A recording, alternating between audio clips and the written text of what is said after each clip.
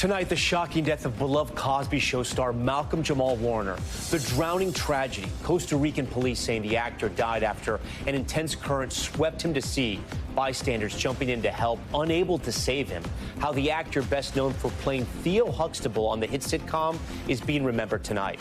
Also breaking, Hunter Biden alleging Ambien contributed to his father's disastrous presidential debate performance, and blasting actor George Clooney, along with Democratic leaders he claims forced his dad to bow out of the race.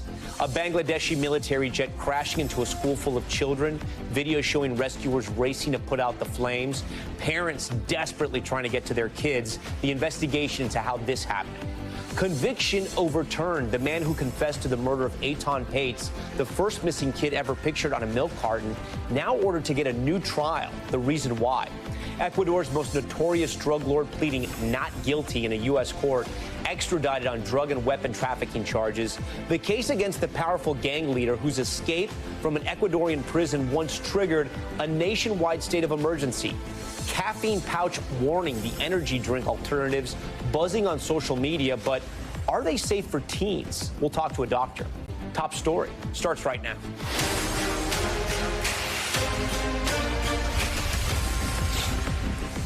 And good evening. We begin tonight with that tragic breaking news. Beloved actor Malcolm-Jamal Warner, who rose to fame as the Theo Huxtable on the Cosby Show, has drowned at 54 years old.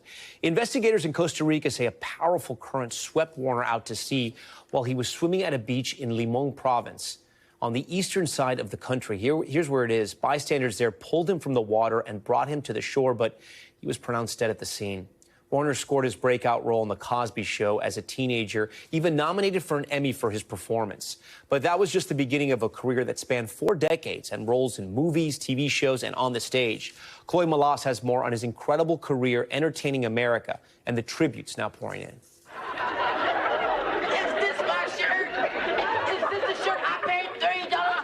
Malcolm-Jamal Warner was just 14 when The Cosby Show catapulted him to superstardom.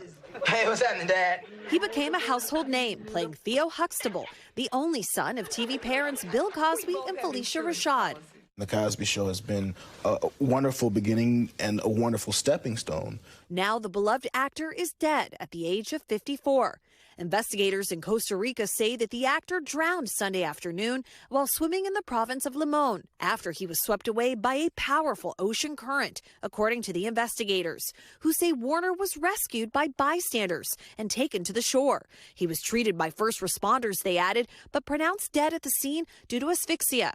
Warner leaves behind a wife and daughter. Just a few months ago, he posted this video on Instagram with a flower from his daughter tucked behind his ear. No matter what's going on, there's always a reason to smile. Warner spent 8 seasons in his breakout role on The Cosby Show, then went on to build an impressive on-screen career, starring in Malcolm and Erie. I don't need you to explain. And taking on reoccurring roles in Suits and The Resident.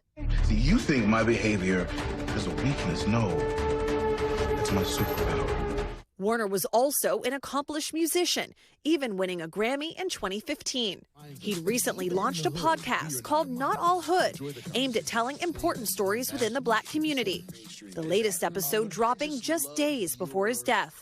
I loved your take and your reminder that the hood should be as celebrated as the rest of the lanes of Black culture. Among those honoring Warner tonight, former co-star Tracee Ellis Ross, who wrote What an Actor and Friend You Were. Warm, gentle, present, kind, thoughtful, deep, funny, elegant. You made the world a brighter place.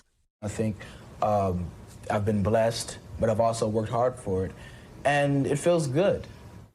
Chloe Malas joins us tonight. Chloe, I know you've learned more about who he was with on this vacation there in Costa Rica. It was a family vacation, and a source close to him telling NBC News tonight that he was on that trip with his wife and his young daughter, and that his family is currently, Tom, in the process of trying to get his body back to the United States, start making funeral arrangements. But this source also said that, he wasn't a big drinker. I mean, this is not a guy that would have been using drugs, that there's nothing suspicious about this in their opinion.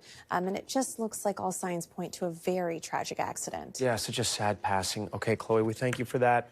Now to the White House. We'll turn to politics here. President Trump marking a milestone today, 6 months into his second presidential term in office. This coming as Trump deals with the ongoing questions over his administration's handling of the Epstein files. NBC's Kelly O'Donnell has the report. The president's push to move on is not dissipating drama around the DOJ files of the notorious sex offender Jeffrey Epstein, including top House Democrat Hakeem Jeffries. What are they hiding from the American people? Release the files. While House Speaker Mike Johnson today stressed Republican unity. There is no daylight between the House Republicans, the House, and the president on maximum transparency. But more questions on the White House driveway about whether the FBI will open its files after the president said he wants grand jury testimony about Epstein released following pressure from his own MAGA base.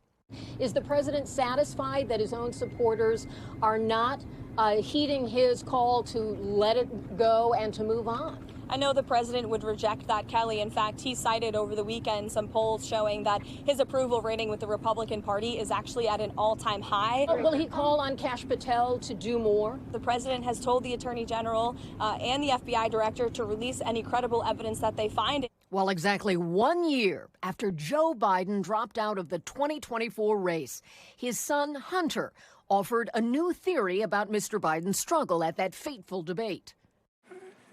If we finally beat Medicare.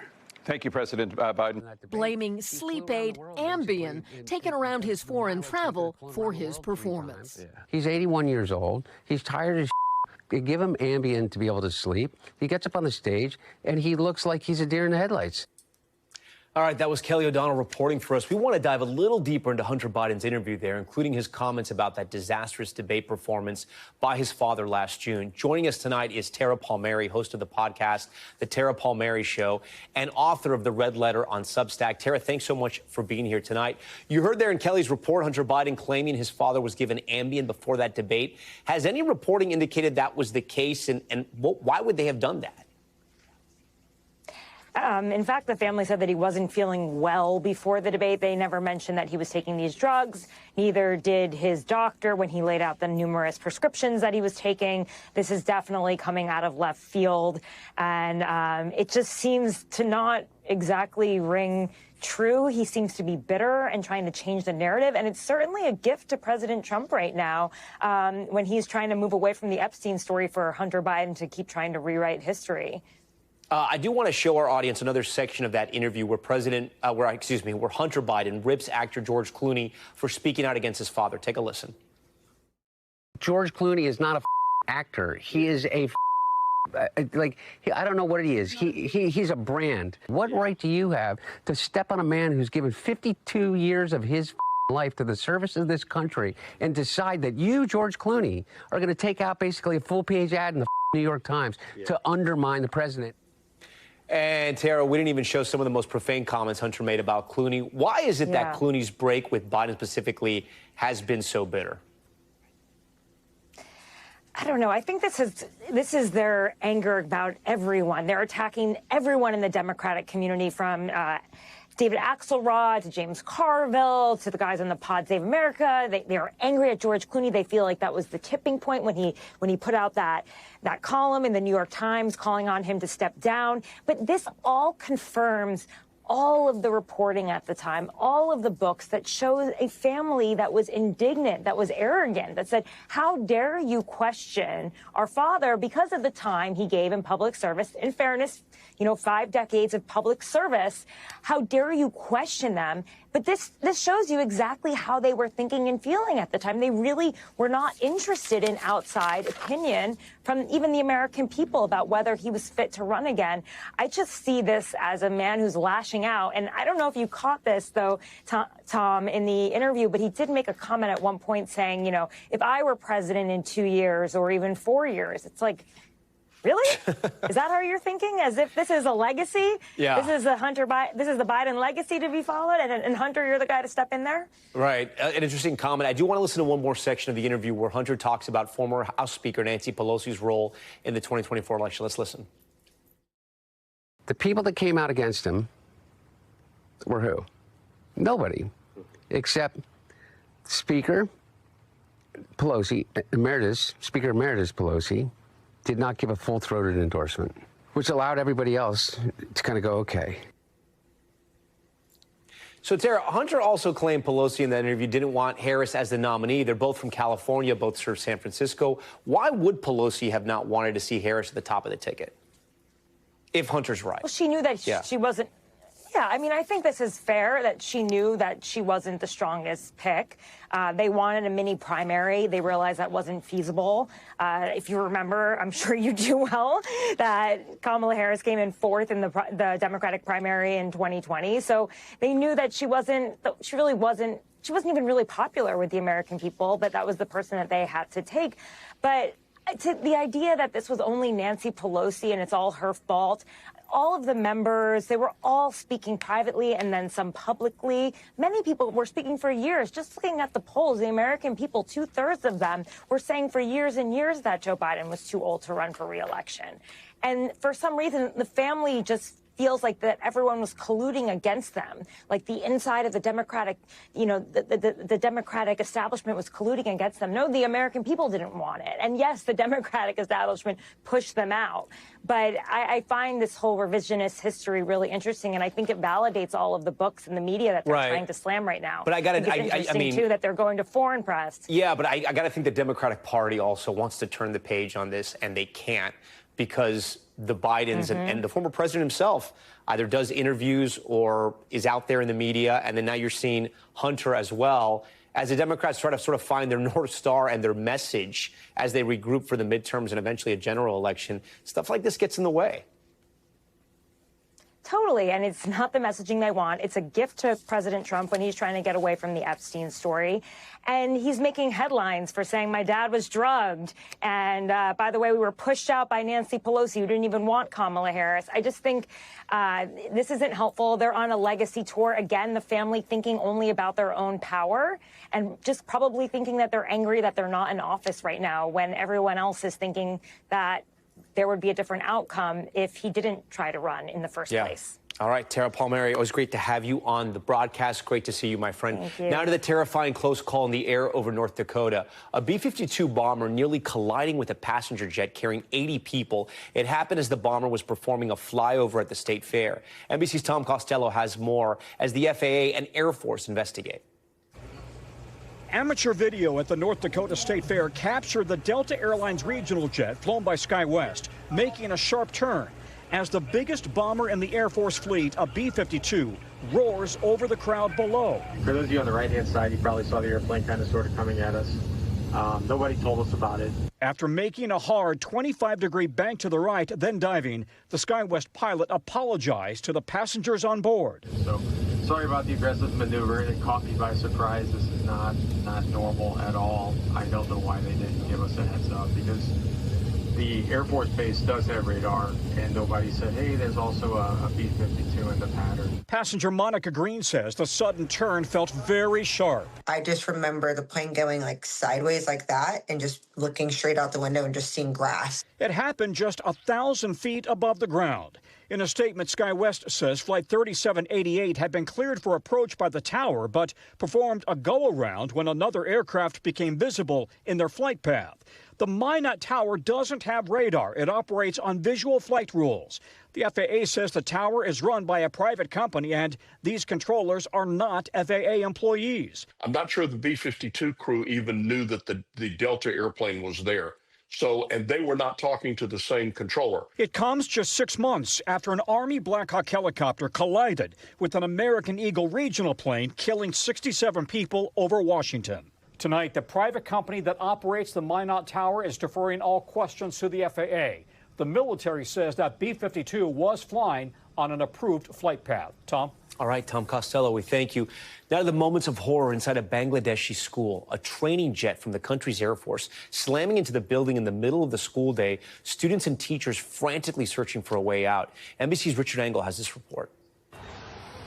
The pilot of the F-7 fighter jet was on a training flight and smashed into the K-12 school just after takeoff.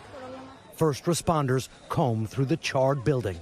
The plane crash happened in the middle of the afternoon while the school was full of teachers and students. I was picking up my kids and I heard something coming from behind. When I looked back, I only saw smoke and fire, this teacher said.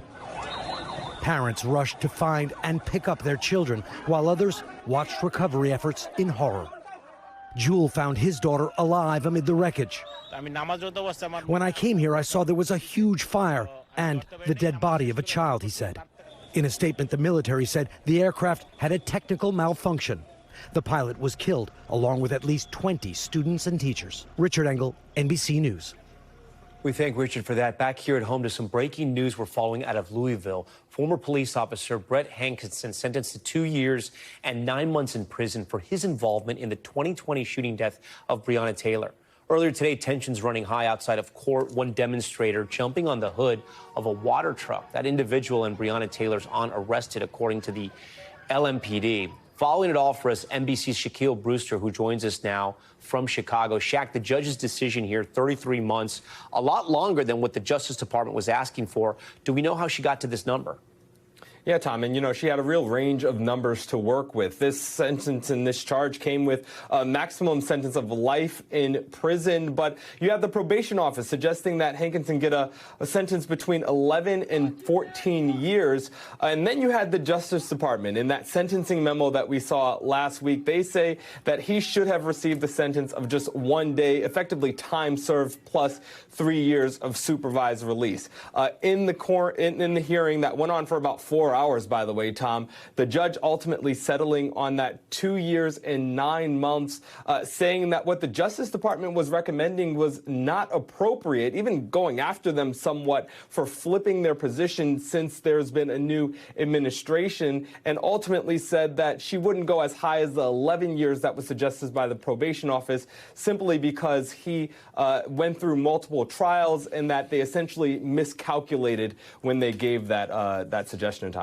And how is the family doing, Breonna Taylor's family, in court today? Because I know after that initial announcement of 1 day, there was a lot of outrage. They were initially very outraged. Today, we just heard in the past couple of minutes from her mother, who admitted that she was disappointed, but praised the judge for ignoring that recommendation from the Department of Justice.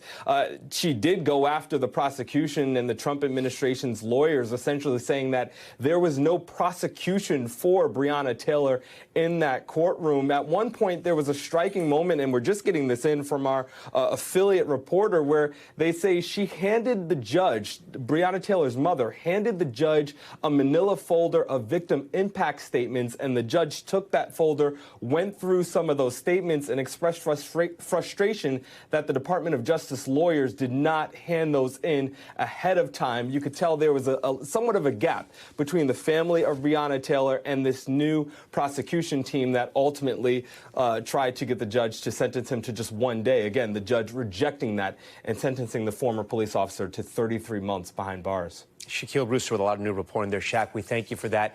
Next tonight to the weather right now for more than 60 million Americans under heat alerts as temperatures soar across the country. Flood watches are also stretching from New Mexico up to Wisconsin. This summer of relentless floods now claiming the life of a 62-year-old woman who was walking on a popular nature trail near Kansas City, Kansas, when high waters rushed in. I want to bring in meteorologist Bill Cairns. Bill, let's start with that flooding. What are you tracking? Yeah, way too many flash flood fatalities this July. I mean, it's almost like every day we're seeing something. This morning, that heavy rain fell over Kansas City and the areas just to the south of town, and that's where we had that tragedy take place. Outside of Kansas City and north central Kansas, we still have some severe thunderstorms that are producing some very heavy rain and some flash flood warnings. We're also watching the mountainous areas. I always worry about the mountains because when it rains hard in the mountains, the water just collects really quickly and heads into a lot of our rural communities. We have 2 flash flood warnings. One's in Virginia. One is here in areas of eastern Kentucky. And then as we head into areas of New Mexico, of course, it's only been 2 weeks since that horrific burn scar mudslide that happened in Ruidoso. We have 2 flash flood warnings now, one near Santa Fe, the other near Las Vegas, New Mexico. And this one I have my eye on because this is over a burn scar that happened about a year ago. So already about 2.5 inches of rain has fallen. So we'll keep a close eye on that, Tom, as we go throughout the rest of this evening. All right, Bill, before you go, the dangerous heat. We can't let go just yet, right? Summer people have to be careful. Yeah, it's the dog days of summer. And by the way, this is typically the hottest time of year for just about everyone in the entire country, but it doesn't mean we like it. And it's still brutal. Tomorrow, we're going to be up to 108 heat index in Omaha, everywhere from the south all the way up through the Midwest. The next 2 days are about as hot as it typically gets. And it's just day after day. There's not much relief at night either, because it's so humid. It's just, you know, the AC's cranking 24 hours a day. The heat index 111 in Memphis. And then by the end of this week, all of that mess heads to the East Coast. Another heat wave arriving. D.C. 96 Friday, 94 Saturday, and that spreads up through the Northeast too, Tom. So, yes, it's the days are slowly going to get shorter, but for a lot of people, the heat's not going anywhere. All right, Bill Cairns, I'm sure we're going to be talking all week long. Still ahead on Top Story tonight, the traffic stop now under investigation in Florida. A warning, the video is very violent. An officer smashing the driver's side window, then punching the face of the driver. Why they stopped him and what they say they found in the car. Plus, the Trump administration releasing 230,000 pages on the FBI's investigation into the assassination of Martin Luther King Jr., what we're learning. And an urgent recall for parents with young kids, the popular above-ground pools with a possibly fatal flaw. We'll explain. Stay with us.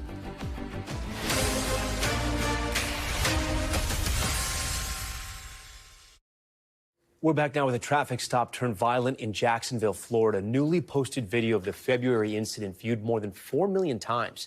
It's now raising some questions about the police who were involved and why the video is being released now. NBC's Marissa Parra reporting, and a warning, we do want to tell you some of this video is disturbing. Exit the vehicle now! Exit the vehicle! Show me your hands. Here. Violent moments captured on camera during a traffic stop in Jacksonville, Florida. This February video going viral after driver William McNeil Jr., who shot it inside his car, posted it Sunday, drawing swift reaction since. It shows an interaction with police already in progress, including the moment an officer breaks McNeil's window and strikes him in the face. Can you call your supervisor? All right, go for it. Exit the vehicle now! Exit the vehicle! Show me your hands. Here. But the Jacksonville Sheriff's Office says that the video doesn't tell the whole story. Social media is not reality. One video clip, devoid of context, can be very misleading. The sheriff tonight releasing officer-worn body camera footage showing McNeil pulled over for driving without headlights in the rain. They say he wouldn't provide his license and registration. I'm about to break the window. You can hear officers repeatedly warning McNeil that if he did not comply with getting out of the vehicle, they would break his window and put him under arrest. Exit the vehicle now! Exit the vehicle! Show me your hands. Here. Step out. What is your reason? No. The sheriff says none of the involved officers violated criminal law, but an administrative review is ongoing. Yes, there absolutely was force used by the arresting officers, and yes, that force is ugly. And just because force is ugly does not mean it's unlawful. NBC News has not spoken to McNeil directly, but his lawyer says he's still recovering.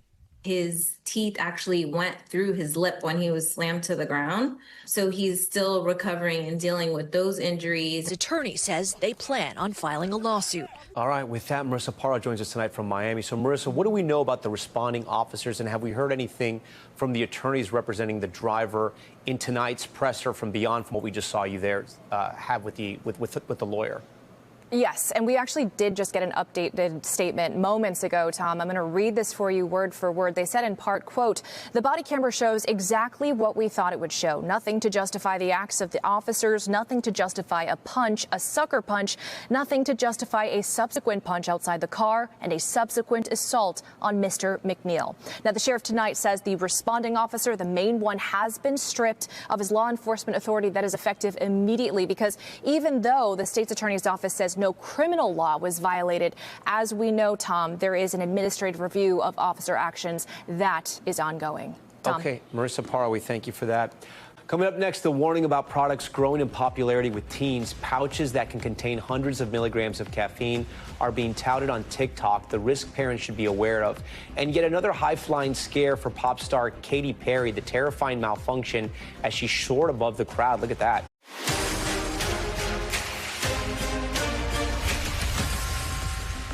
Okay, we are back now with Top Stories news feed. We start with the Trump administration releasing more than 230,000 pages of documents related to the assassination of Martin Luther King Jr.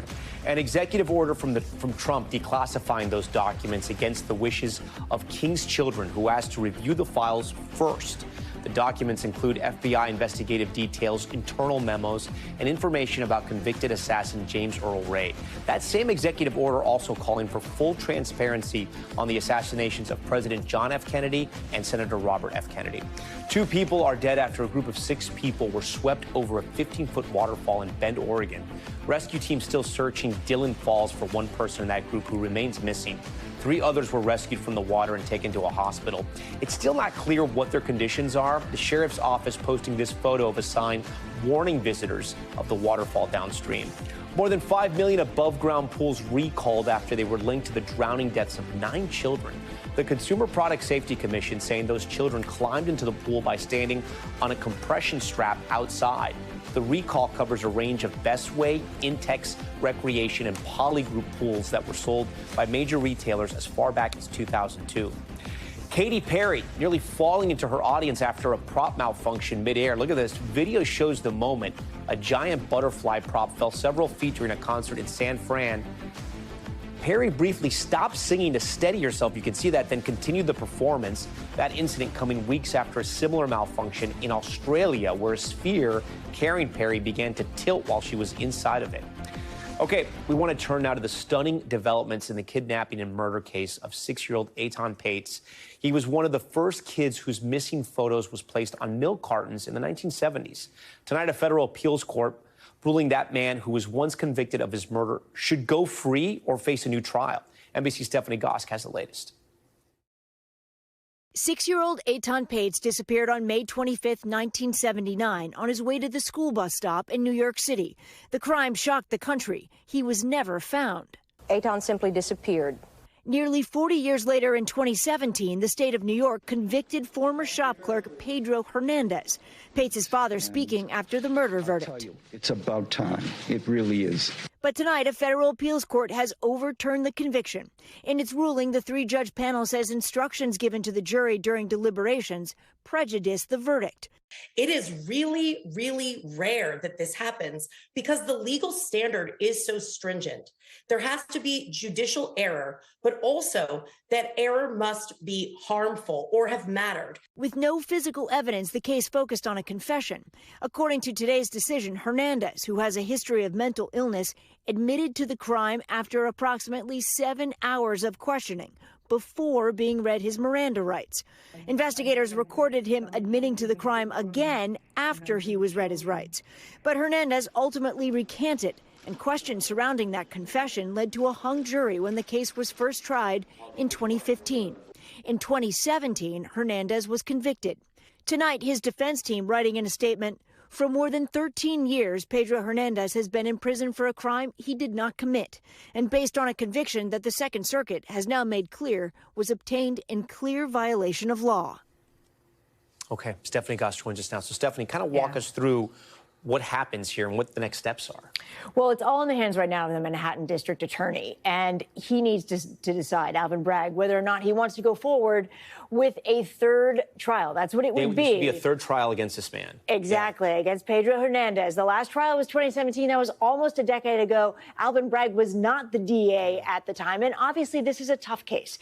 There is not any physical evidence. Right. And this confession that has been recanted by Hernandez since is at the very heart of it. You can see how troubling it is for juries. It's why there was a hung jury in 2015, and it is what ultimately led to this federal court decision today throwing out that conviction. So, there's a real question mark on whether or not they proceed with this. And Pedro Hernandez would walk free if they decide not to. All right, Stephanie Goss first. That'd be a stunning development. Yeah. Okay, we'll see what happens. Now to a massive post office blaze in California after a car was apparently driven into the building. Authorities saying they arrested the brother of former NFL star and Army Ranger Pat Tillman in connection with that incident. NBC's Liz Kreutz has the latest on this developing story. Tonight, this fiery scene at a post office in San Jose, California, remains under investigation. We have a vehicle that was backed in purposely. TV has him in custody, and that's the initial cause. Authorities arresting 44-year-old Richard Tillman, the younger brother of former NFL star turned Army Ranger Pat Tillman, on suspicion of arson. So you can see the vehicle into the structure right there. So that was under investigation, but that looks to be the initial cause of the fire. The incident happening around 3 a.m. Sunday. Firefighters at the scene saying a car had been driven into the post office, sparking a massive fire that engulfed the entire building. We had 3 battalions here to fight this fire. Authorities say no one was injured, but they're now looking into the possibility the fire was intentional, calling the circumstances suspicious. Why were you saying that this seems suspicious and potentially intentional? Mostly from the circumstances. For car to be driven into a post office backwards at 3 in the morning and a fire to start, and the person to still be standing there with a partial message spray painted on the wall, that just doesn't seem like an accident. Pat Tillman died in 2004 while serving in Afghanistan, famously putting his multi-million-dollar NFL career on hold after the attacks on 9/11 to join the U.S. military. At his funeral, his brother Richard getting emotional. It was really amazing to be his little baby brother. Tonight, the Tillman family releasing a statement. In it, Richard's brother, Kevin Tillman, acknowledges the incident, writing in part, "It's no secret that Richard has been battling severe mental health issues for many years. Unfortunately, securing the proper care and support for him has proven incredibly difficult, or rather impossible. As a result, none of this is as shocking as it should be." And the family says they are communicating with law enforcement. Richard Tillman is expected to appear in court later this week. He is currently being held on $60,000 bond. Tom. Liz, we thank you for that. Next tonight, to Top Stories health check and an alarming warning for parents on an energy product flooding the market. Health experts and educators raising concerns about caffeine pouches. Have you heard about this? Well, if you're not familiar, the products are comparable to energy drinks or multiple cups of coffee. They contain between 25 to 200 milligrams of caffeine per pouch. There are no federal age restrictions, but they're recommended for ages 18 plus, and they are consumed by placing the pouch between the cheek and the gum. The concern tonight that social media influencers may be pushing this product to teens who are under the recommended age of 18 years old. They're even being sold on TikTok Shop with creators specifically targeting this group. Take a listen. I'm 13 and not old enough to use these, so that's the best thing about these little lip pouches. You can buy them and use them at any age. You can get upper deckies from the TikTok Shop at any age. Okay, well, that's a little disconcerting there. With that, I want to bring in Dr. Ayala Wegman. She's a pediatrician at Hassan Field Children's Hospital at NYU Langone here in New York City. Doctor, always a pleasure to have you on Top Story. Good to see you again. I want to put up a stat related to this, that concerned us. America's Poison Control Centers reported a 24% increase in medical calls related to energy drink consumption among people younger than 20 from 2022 to 2023 with products like these caffeine pouches. What are the biggest medical concerns for young people? Young people are particularly naive to the effects of caffeine. So a young body and a young mind that is exposed to caffeine is more likely to have adverse side effects. And that could be anywhere from a tremulousness, an increase in heart rate, anxiety, and, there are other certain, medications that can contradict caffeine use. I also want to talk about the marketing of these products. One of the leading companies in this space, it's called WIP. WIP. It's run by the same person who was the marketing executive at Juul, a company widely blamed for creating the teen vaping epidemic. The company telling NBC News in a statement that they are not marketing to people under 18, saying, quote, "Our efforts include engaging on platforms where adults are more active, particularly those aged 20 to 39, including Instagram and TikTok, and we do so responsibly using content created by and featuring audiences aged 18 and over." Are you at all concerned about how the products are being marketed? Absolutely. And they're marketed with fruit flavors. They have really engaging, colorful displays. It looks like a lightning bolt is on the product. And so it's absolutely marketed towards younger people. You know, you deal with young people. I have a couple of kids, but I'm trying to understand why kids would like this. I mean, you can drink a cup of coffee. Starbucks has all these great coffees of all types of flavors. What's the deal with these pouches? Why are they so, I don't know, interesting to them? So these pouches are really discreet. So when people use them, you don't necessarily know that they're actually in their mouths. And it delivers the caffeine much more quickly to the system. It bypasses the gut. So what it does is it goes in through the oral mucosa into the bloodstream. It's basically like one step away from mainlining the caffeine directly. Okay, and then you get the instant buzz. Instant and that's what they buzz, feel. Which is so problematic because, you know, you could imagine that younger patients that are taking this are going to probably be consuming more than the recommended amount, and that it's going to hit their bloodstream much more quickly than it would if it went through the gut. And are you seeing these sort of cases? Because, I mean, I know growing up, there was obviously always Coca-Cola that had caffeine. Then there was Jolt Cola, which was like the crazy cola, if you will, at the time. But, I mean, are we talking about a different level of caffeine with these pouches, with kids consuming the powders too? Oh, it's much higher. It's much higher. One pouch can contain as much as 100 to 200 milligrams of caffeine, and people can put multiple pouches in their mouth at the same time, which is very much contraindicated. Wow, not going to be able to sleep either. Okay, Dr. Wegman, we thank you so much for being here on Top Story. As usual, it's very, very, very insightful. Okay, we're going to move over to Top Stories Global Watch now, starting with an incredible rescue at sea after a passenger ferry was caught on fire in Indonesia. Dramatic video, watch this. It's a crazy video capturing passengers jumping off the boat as the vessel is engulfed in flames. The Coast Guard and local fishermen helping rescue at least 575 people who were on board. At least 3 people are dead and 2 are still missing. The cause of the fire is under investigation. And after decades-long fighting in eastern Congo, Rwandan-backed rebels and the Democratic Republic of Congo are pleading to end the conflict. Both sides signing a declaration which aims to restore Congo's authority in eastern cities controlled by rebels and facilitate prisoner exchanges. The UN has called the conflict in the Congo, quote, one of the most serious crises on earth. A final deal is set to be signed by August 18th. And in Vietnam, a little boy describing his miraculous survival after a tourist boat capsized, killing dozens on board. At least 11 people were rescued after a sudden storm in the country's famed Ha Long Bay overturned the sightseeing ship on Saturday. A 10-year-old boy says he sheltered in an air pocket as the boat continued to sink. First responders were able to locate him and bring him to an area hospital. Incredible.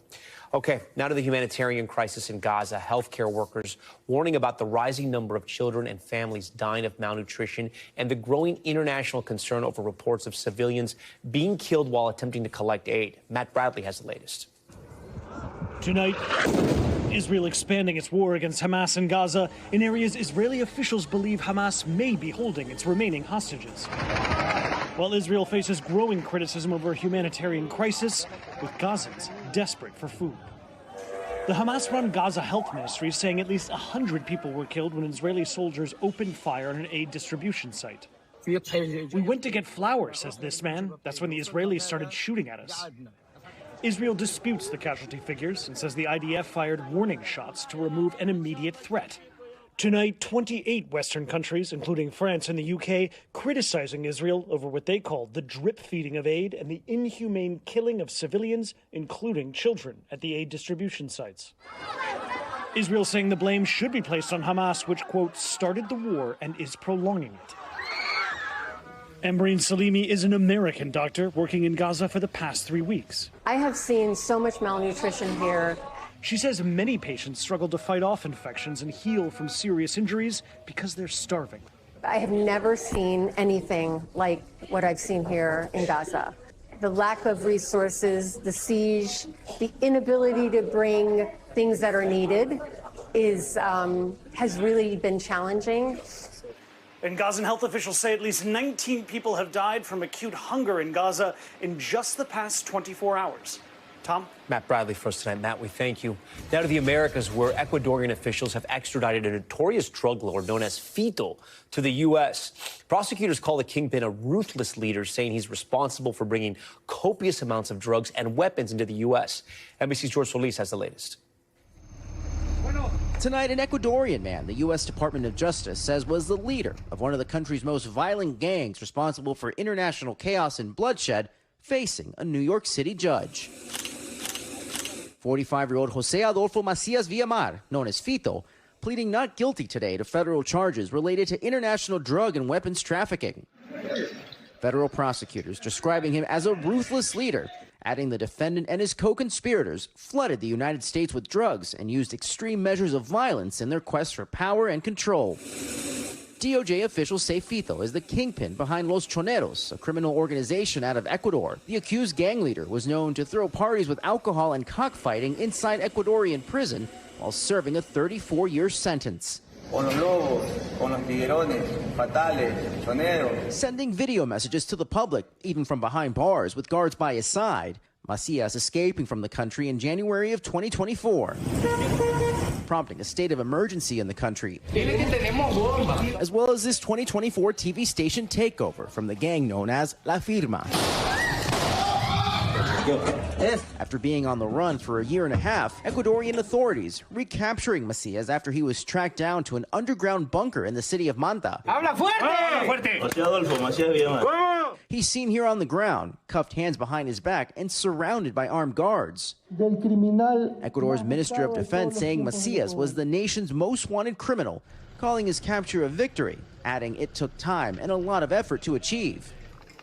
Now he is one of the first to be extradited to the United States from Ecuador and will remain in an undetermined U.S. prison until his trial. George Solis joins us tonight from Miami. George, what is Fito's attorney saying tonight following his plea in current detention? Yeah, hey, Tom. His attorney telling us tonight he is eager to review the evidence in the case, including claims that his client was involved in the straw purchase of weapons here in the U.S., the illegal purchase of weapons, when his client has never actually been here. Tom? Yeah, and then talk to me about the prosecution here. They're bringing him over and what's going to happen next. Yeah, Tom, according to court documents, federal prosecutors basically say that because of the weight of the crimes here, his lack of legal status, and because he's tried to avoid being captured by law enforcement, he's going to remain in custody until his trial. Comedian John Oliver giving one minor league baseball team a total rebrand. Our Aaron McLaughlin takes us to their sold-out first game right after this. Finally tonight, meet the Moon Mammoths, Erie, Pennsylvania's newly rebranded minor league baseball team and mascot. The makeover of an American pastime coming thanks to British comedian John Oliver. NBC's Aaron McLaughlin had the chance to catch up with him at the team's sold-out debut.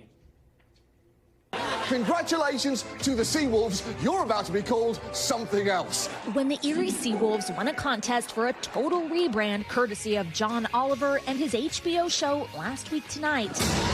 Everyone had written him off. Few could have imagined this. Right over there is your mascot. I would argue it now is the people of Erie's mascot. They hopefully will adopt him today and then raise him as one of their own. NBC News was there for Fuzz and the minor league team's first at bat as the Moon Mammoths. Husk to the face. Now temporarily named after Erie, Pennsylvania native George Moon and the remains of the prehistoric mammoth he discovered at the bottom of a local lake. He's looked better than he did at the bottom of the lake, that's for sure. Right? Right. We're not going to go back to that time. Not going back to that time. You're here now, yeah. Erie went all out to welcome their new mascot with a sold-out ball game, Moon-themed merch, even mammoth-inspired food. Also, as a Brit, to have rebranded an American baseball team. Oh, yeah, or are you suggesting that's kind of an act of hostility? Is it? It's a You colonial suggested act. it. I wasn't suggesting anything. I mean, I will say, when the British move to a place and start changing the names of things, you should be on edge historically. And why Erie? I mean, it seemed like their application was really fun. Fuzz is only expected to appear at a handful of games.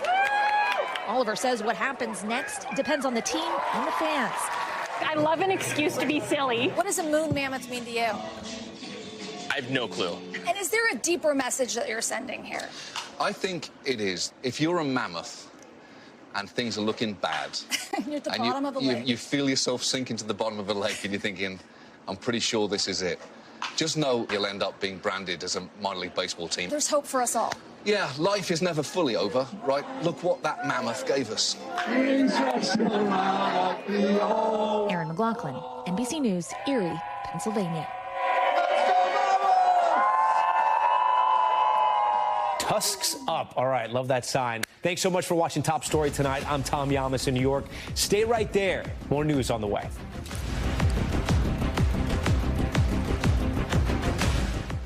We thank you for watching, and remember, stay updated on breaking news and top stories on the NBC News app or watch live on our YouTube channel.